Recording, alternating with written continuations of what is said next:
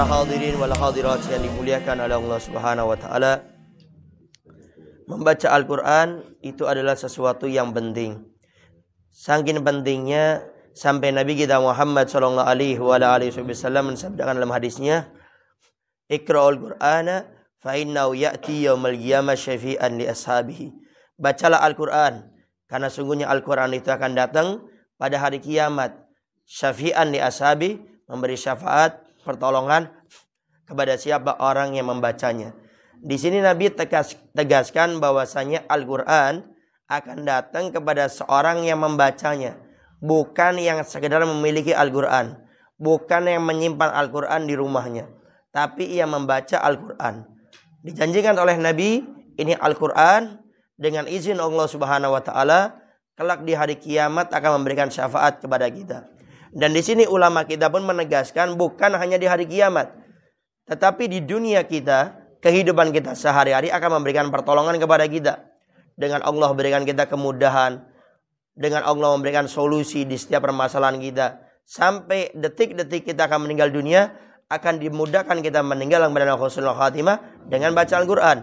Bahkan tatkala kita berada di barzakh, kita berada di kuburan, malaikat Munkar Nakir datang kepada kita. Sampai dalam kitab Nurud Dolam itu dikatakan, malaikat Munkar Nakir ini saking seremnya itu diceritakan, wajahnya itu lebih hitam daripada wajah hitam yang ada di rumah kita.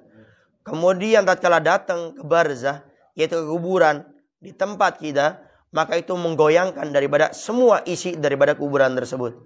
Dan setiap melihat malaikat Munkar Nakir kepada kita, itu keluar kilatan petir yang menyambar. Setiap berucap kepada kita, dikatakan dalam kitab Syarah Aqidatul Awam, kitab Nurud Dolam, itu keluar kobaran api. Ternyata di sini malaikat Munkar Nakir akan datang dalam bentuk sebaik-baiknya kepada orang yang taat kepada Allah semasa hidupnya.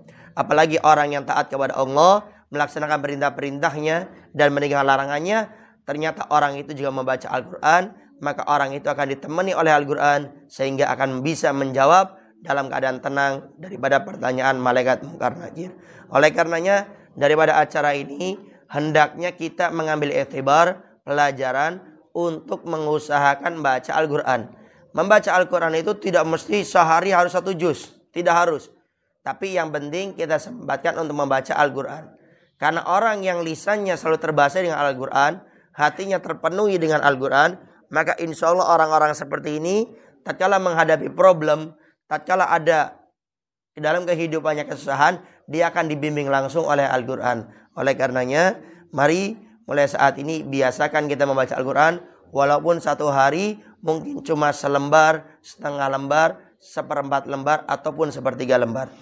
Para hadirin wal hadirat yang dimuliakan oleh Allah Subhanahu wa taala, begitu juga ulama kita menegaskan tentang membaca Al-Quran ini jangan cuma dibaca, tapi Al-Quran ini yang tidak kalah pentingnya yang harus kita hadirkan adalah dengan kita merenungi daripada isi Al-Quran.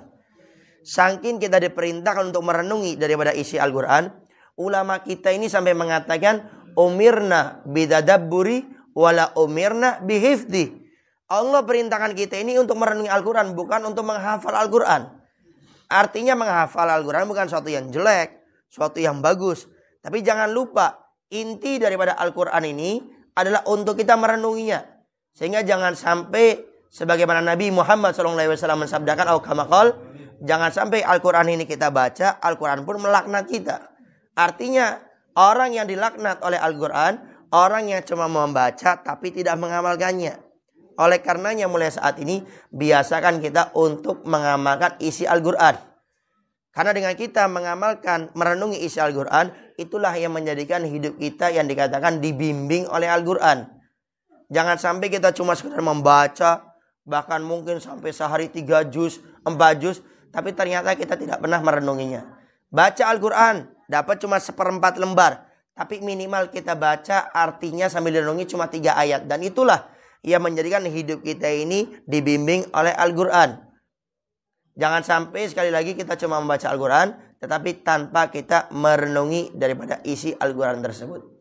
Bahkan Al-Habib Abdullah bin Alwi bin Muhammad Al-Haddad mengatakan dalam kitabnya Risalatul Mu'awana, di antara beberapa perkara yang bisa menjadikan hati kita ini memiliki daripada prinsip yang kuat, yang tidak bisa digoyahkan dengan bisikan syaitan, oleh hawa nafsu, lingkungan yang tidak baik, teman-teman yang tidak baik. Di antara sekian cara yang dijelaskan oleh beliau dalam kitab tersebut adalah dengan kita merenungi bacaan Al-Quran. Oleh karenanya mulai saat ini biasakan kita untuk merenungi Al-Quran. Dengan membaca Al-Quran terserah, baca berapa saja, tapi tolong setelah baca paling tidak 3 ayat. Kita baca artinya, Habib saya tidak bisa bahasa Arab, sekarang terjemahannya ada. Tinggal entah dibaca saja terjemahannya, 3 ayat sambil direnungi. Apalagi bisa membacanya di sepertiga malam. Karena termasuk amalan yang sangat dianjurkan bagi mereka orang yang bangun malam adalah membaca Al-Quran dengan direnungi. Itulah yang bisa menghadirkan hati kita, mengubah kehidupan kita menjadi baik dengan kita merenungi daripada bacaan Al-Quran tersebut. Lewat ayat-ayat Al-Quran tentang masalah surga, semangat untuk beribadah. Lewat ayat-ayat Al-Quran tentang masalah neraka, makin takut kita untuk bermaksiat kepada Allah Subhanahu wa taala, makin takut untuk meninggalkan kewajiban kepada Allah Subhanahu wa taala. Para hadirin wal hadirat yang dimuliakan oleh Allah Subhanahu wa taala, oleh karenanya daripada acara ini mari kita sedikit mengambil pelajaran dengan untuk membaca Al-Quran dan juga dengan merenunginya, agar kita hidup ini dibimbing oleh Al-Quran, sehingga tatkala kita meninggal dunia, Al-Quran lah yang akan membimbing kita, memberi syafaat kepada kita. Itu saja yang bisa Al-Fakir sampaikan. Kurang lebihnya Al-Fakir minta maaf dan mohon doanya selalu. Akhirul kalam. Assalamualaikum warahmatullahi wabarakatuh.